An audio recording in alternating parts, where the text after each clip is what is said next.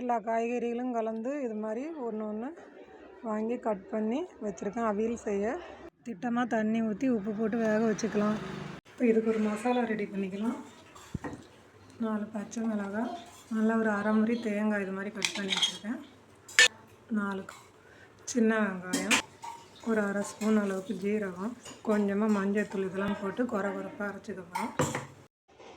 இப்போ காய் நல்லா வெந்துச்சு, மசாலா சேர்த்துக்கலாம். இது மாதிரி மசாலா வந்து கொரப்பாக அரைச்சிருக்கோம். இப்போ இதில் கலந்து விட்டுக்கலாம். புளிப்பு இல்லாத தயிராக கொஞ்சம் சேர்த்துக்கலாம்.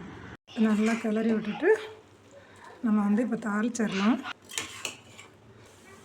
அரை ஸ்பூன் உளுத்தம்பருப்பு, அரை ஸ்பூன் கடுகு வெடிக்கவும் ஒரு 2 மணி சின்ன வெங்காயம் மாதிரி பொடியாக கட் பண்ணி வச்சுருக்கோம், அதை சேர்த்துக்கலாம். கருவேப்பிலை சேர்த்து கலந்து வச்சுருக்கிற காய் எல்லாத்தையும் அதில் போட்டு கிளறி எடுத்துருவாங்க. இப்போ அவியல் சூப்பராக ரெடி ஆகிடுச்சு. நல்லா டேஸ்ட்டாக இருக்கும். இது மாதிரி செஞ்சிங்கன்னா நீங்களும் இது மாதிரி செய்து பார்த்துட்டு எப்படி இருக்குன்னு கமெண்ட் பண்ணி